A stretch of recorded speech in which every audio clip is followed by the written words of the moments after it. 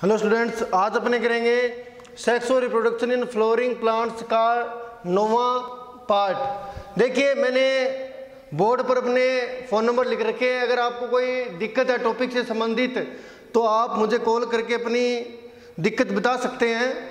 ठीक है, 9588236104।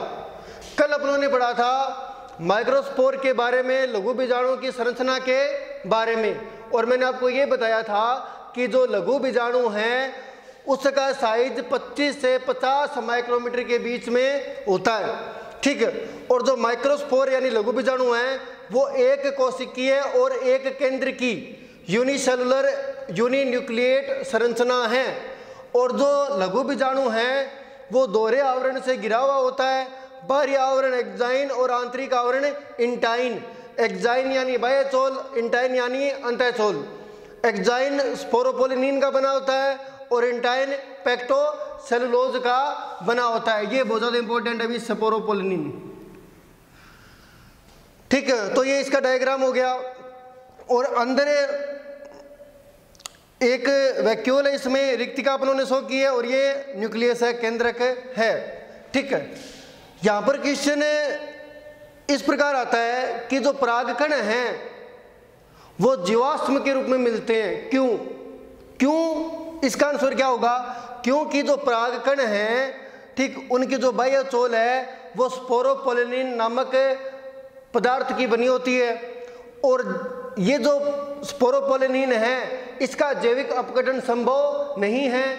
इस कारण परागकण या लघु बीजाणु लंबे समय तक नष्ट नहीं होते हैं और उनके जीवाश्म में मिलने की संभावनाएं बढ़ जाती है। तो ये चीज़ होगी। अगला अपना टॉपिक है पोलन किट, जो अपनों ने किया था एक बार और मैं थोड़ा बता देता हूँ। 1 नंबर की दृष्टि से ये इंपॉर्टेंट है।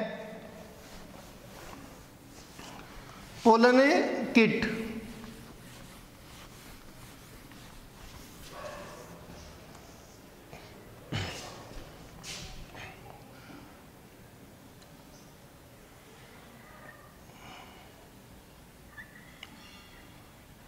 ये अपना लघु बीजाणु हो गया या परागकण मान लीजिए। कुछ परागकण ऐसे होते हैं जिनके चारों ओर तेलीय परत पाई जाती है, इस तरीके से तेलीय परत। ठीक है, कुछ परागकणों के चारों ओर चिपचिपी तेलीय परत पाई जाती है, और इस तेलीय परत को अपने कहते हैं पोलन किट। इस तेलीय परत को क्या कहते हैं? Pollen kit. देखिए, जिन पुष्पों में कीट परागण होता है उनके परागकणों के चारों ओर पोलन किट उपस्थित होती है। इस तेलीय परत या पोलन किट के कारण जो परागकण हैं वो कीटों से चिपक जाते हैं, जिससे परागण में सहायता होती है।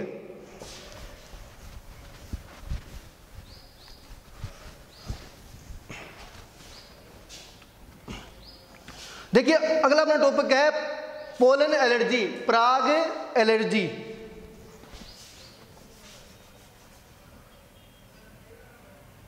पराग एलर्जी,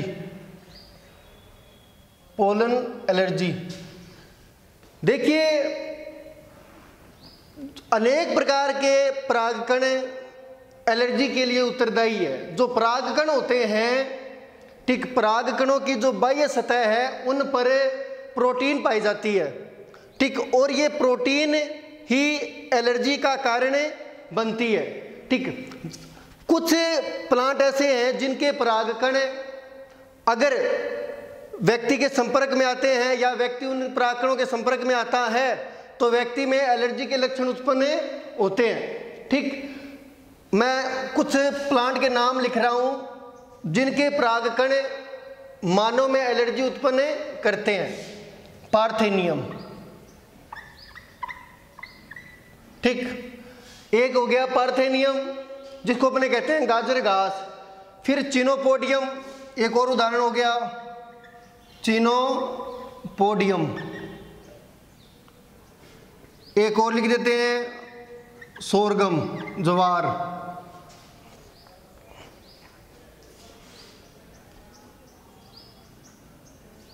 ठीक है, तो ये मैंने कुछ एग्जाम्पल लिखे हैं।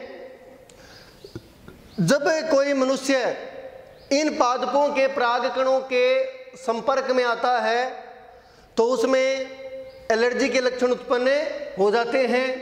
ठीक, एलर्जी का कारण होता है इन परागकणों की सतह पर मिलने वाली प्रोटीन। अब अगला टॉपिक देखिए, 1 नंबर की दृष्टि से इंपॉर्टेंट है, पेलिनोलॉजी। पेलिनोलॉजी जीव विज्ञान की वह शाखा जिसमें परागकणों का अध्ययन किया जाता है। परागकणों का अध्ययन, जीव विज्ञान की वह शाखा जिसमें परागकणों का अध्ययन किया जाता है, पेलिनोलॉजी कहलाती है।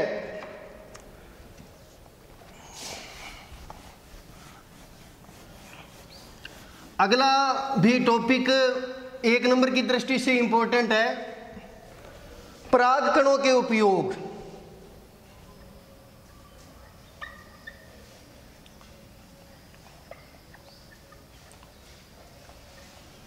परागकणों के उपयोग देखिए, जो परागकण हैं उनका उपयोग भोज्य पदार्थ के रूप में किया जाता है। भी भोज्य पदार्थ के रूप में, भोज्य पदार्थ के रूप में।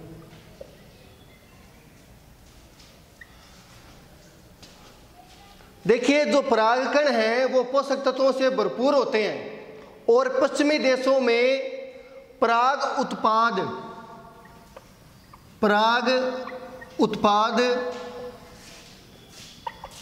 गोलियों एवं सिरप के रूप में बाजार में मिलते हैं।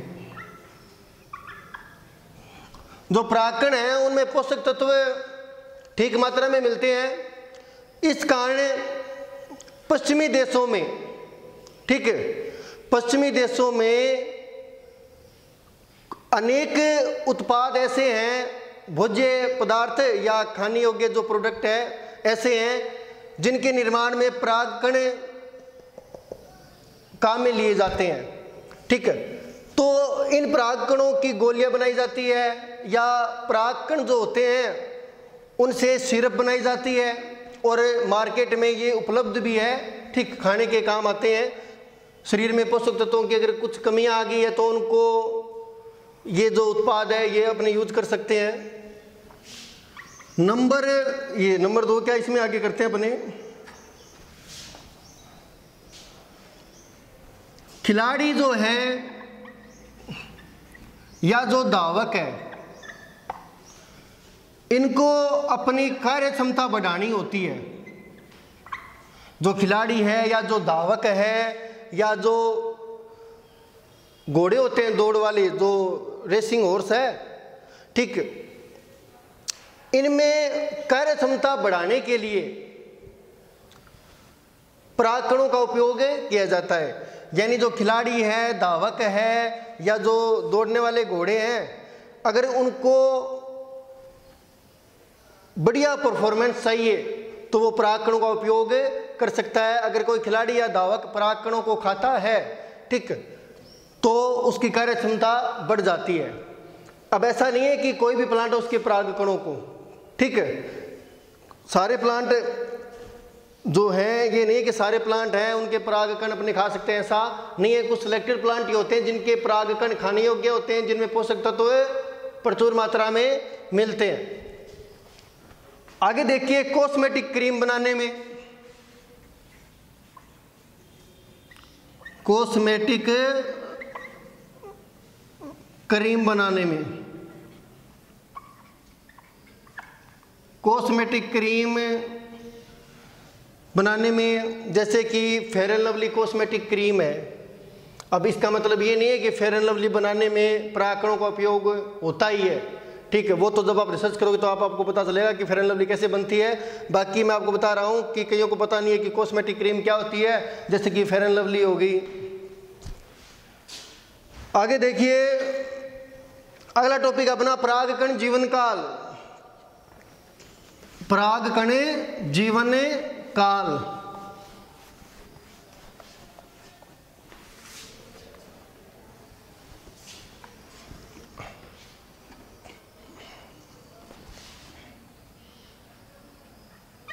परागकण जीवन काल। देखिए जो परागकण है वो परागकोश से मुक्त होने के बाद कितने लंबे समय तक क्रियाशील रहते हैं, इसी को अपन कहते हैं परागकण जीवन काल। तो इसको अपन परिभाषित कैसे करेंगे? परागकण के परागकोश से मुक्त होने के बाद, परागकण के परागकोश से मुक्त होने के बाद, परागकण के परागकोश से मुक्त होने के बाद जितने समय तक परागकण क्रियाशील रहता है,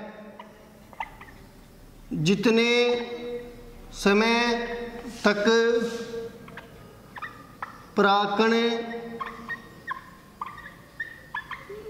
क्रियाशील रहता है, जितने समय तक परागकण क्रियाशील रहता है उसे परागकण का जीवन काल कहते हैं।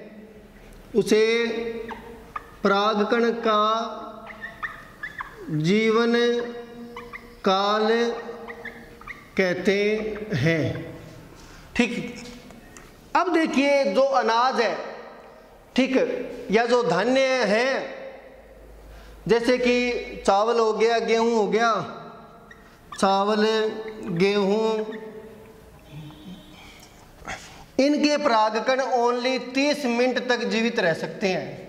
30 मिनट तक, ठीक, 30 मिनट तक ये सर्वाइव कर सकते हैं, उसके बाद नष्ट हो जाते हैं। लेकिन जो रोजेसी कुल है, रोजेसी, लेग्यूमिनोसी,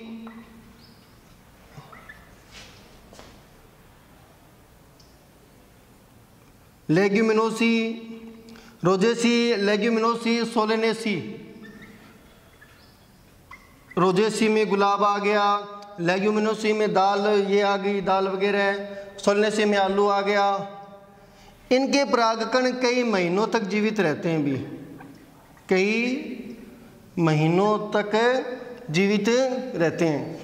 तो चावल गेहूं के परागकण 30 मिनट तक जीवित रहते हैं, इनका जीवन काल 30 मिनट ही है। लेकिन रोजेसी, लेग्यूमिनोसी, सोलेनेसी, इनके परागकण कई महीनों तक जीवित रहते हैं। ठीक। अगला अपना टॉपिक है पोलन बैंक, पराग बैंक।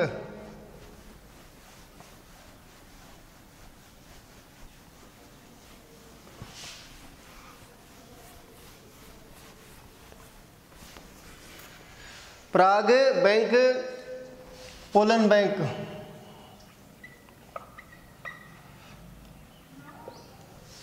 देखिए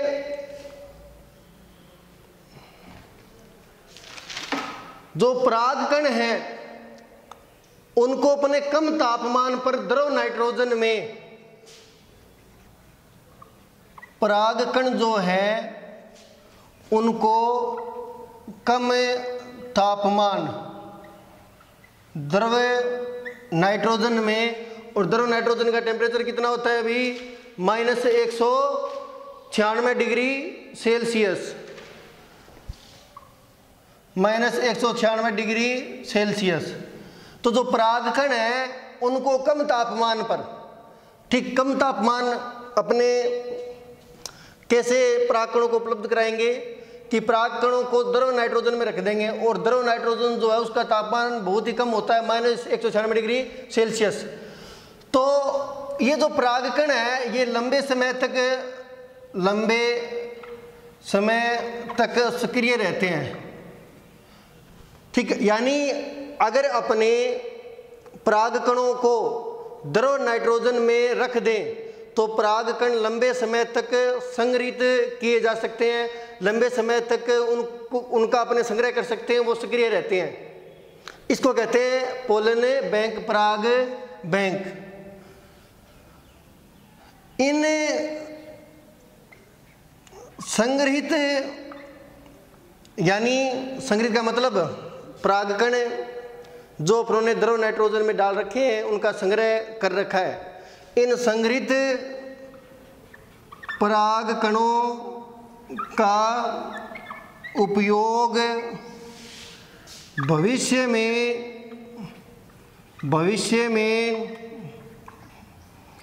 पादप प्रजनन कार्यों में किया जाता है, पादप प्रजनन कार्यों में किया जाता है। ठीक, पादप प्रजनन का मतलब हो गया पादपों की नई किस्में विकसित करना। ठीक है, जंतु प्रजनन भी आपने पढ़ा है, जैसे मतलब जो स्पर्म बैंक है, शुक्राणु बैंक जैसे आपने पढ़ी है ना, शुक्राणु बैंक, यानी शुक्राणुओं को अपने संग्रहित कर सकते हैं, उसी प्रकार पोलन बैंक है।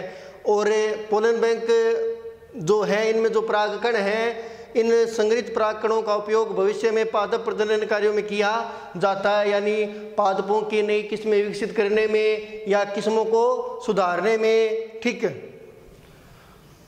अगला टॉपिक अपना नर युग्मकोद्भिद का परिवर्धन तथा संरचना।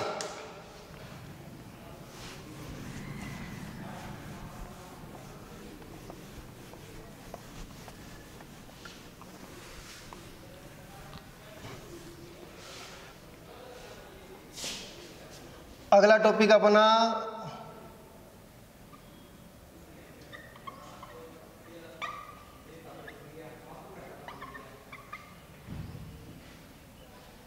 नर युग्मकोद्भिद का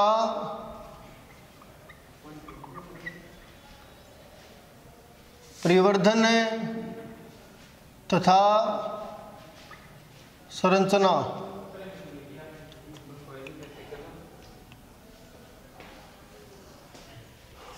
development of male gametophyte and structure. ठीक है, development of male gametophyte and its structure. देखिए, अधिकांश आवृतबीजी पादपों में नर युग्मकोद्भिद का परिवर्तन 2 चरणों में पूरा होता है। ठीक है, तो सबसे पहले मैंने आपको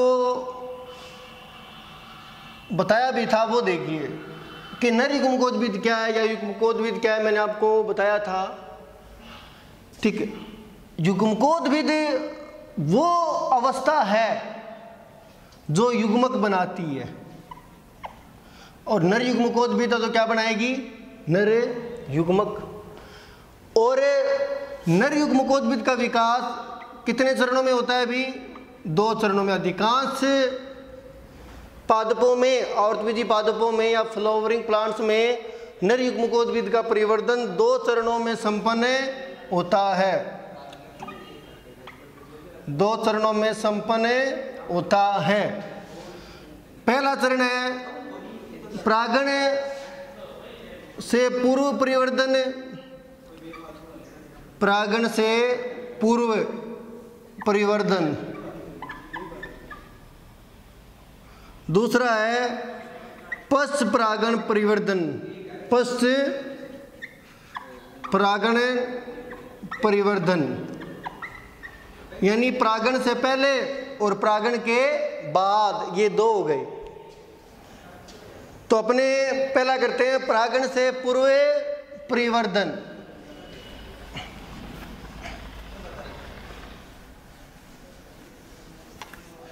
तो अपनी हेडिंग हो जाएगी परागण से पूर्व परिवर्तन,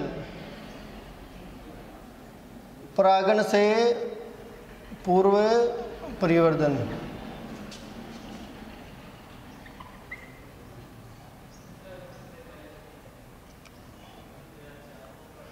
देखिए, यह 2 चरण है परागण से पूर्व संपन्न होता है, परागण से पूर्व। परागण से पूर्व है तो मतलब ये जो चरण है या इस प्रकार का जो परिवर्तन है वो कहाँ पर संपन्न होगा भी? पराग कोश में। कहाँ पर होगा? पराग कोश में। इस चरण में सबसे पहले जो परागकण है उसका आकार और आयतन बढ़ता है भी। जो परागकण है उसका आकार एवं आयतन बढ़ता है।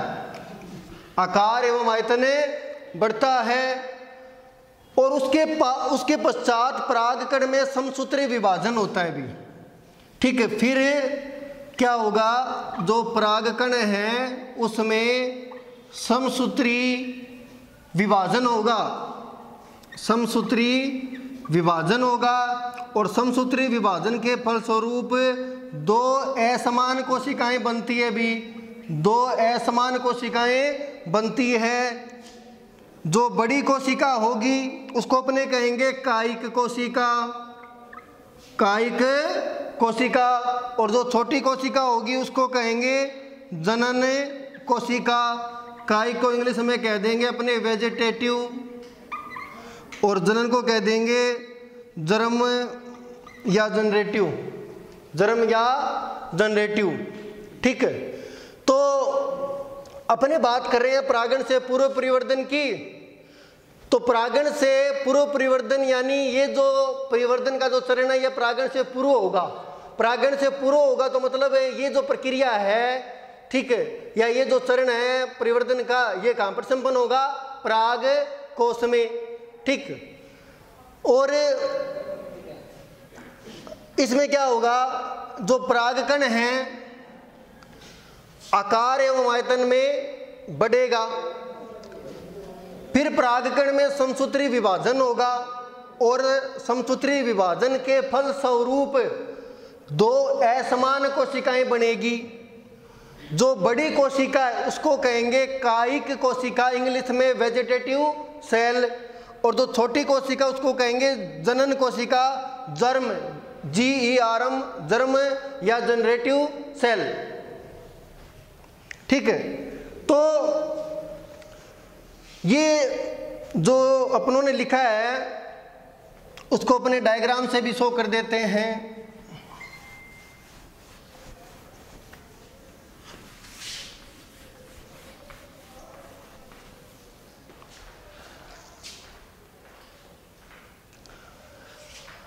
परागण का मतलब तो आपको पता ही है। परागण का मतलब होता है कि पराग कणों का परागकोश से मुक्त हो जाना।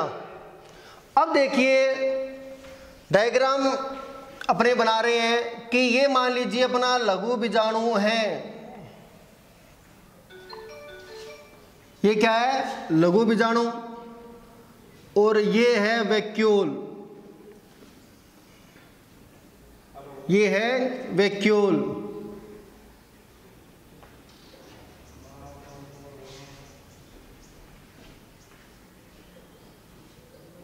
ठीक है, ये अपनी एक्जाइन हो गई, अंदर की तरफ एंटाइन हो गई, ये जर्म पोर, और ये है न्यूक्लियस, और ये स्ट्रक्चर हो गई माइक्रोस्पोर। तो मैंने आपको बताया कि सबसे पहले इसका साइज बढ़ेगा भी, तो साइज बढ़ा देते हैं अपने। ये बढ़ा दिया। ठीक है,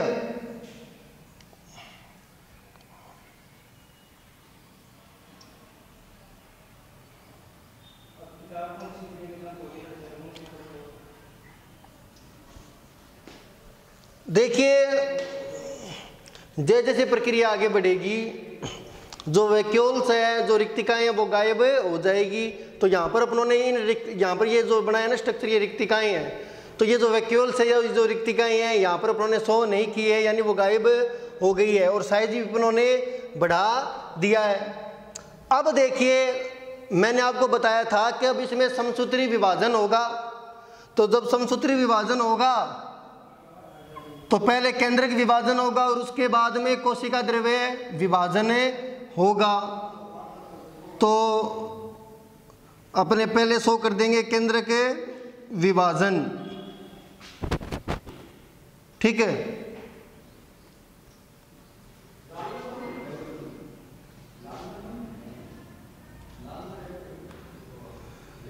तो एक से कितने केंद्रक बन गए भी? 2। और बाद में कोशिका द्रव्य विभाजन होगा, यानी दोनों केंद्रकों के मध्य भित्ति का निर्माण होगा। तो ये भित्ति भी बन गई और इस प्रकार यहाँ पर 2 कोशिकाएं बन गई है भी। बड़ी कोशिका है वेजिटेटिव सेल और छोटी कोशिका है जर्म या जनरेटिव सेल, ठीक है। और ये जो अवस्था है ना द्विकोशिकीय अवस्था, इसको कहते हैं अपने परागकण। तो आपको यहाँ पर लघु बीजाणु और परागकण यानी पोलन ग्रेन में मामूली सा अंतर भी पता चल गया होगा। अंतर देखिए चित्रों से स्पष्ट है कि जो लघु बीजाणु हैं वो एक कोशिकीय संरचना है, जबकि परागकण द्विकोशिकीय संरचना है। जो 2 कोशिकाएं हैं उनके नाम हैं वेजिटेटिव सेल और जनरेटिव या जर्म सेल। अब देखिए ये जो द्विकोशिकीय अवस्था है ना, द्विकोशिकीय अवस्था जिसको अपने परागकण कहते हैं, जिसमें 2 कोशिकाएं वेजिटेटिव सेल और जनरेटिव सेल, इस द्विकोशिकीय अवस्था में ही जो परागकण है वो मुक्त होता है। क्या होता है? मुक्त होता है और फिर परागण की क्रिया संपन्न होती है। आज के लिए इतना ही, बाकी अगली क्लास में करते हैं।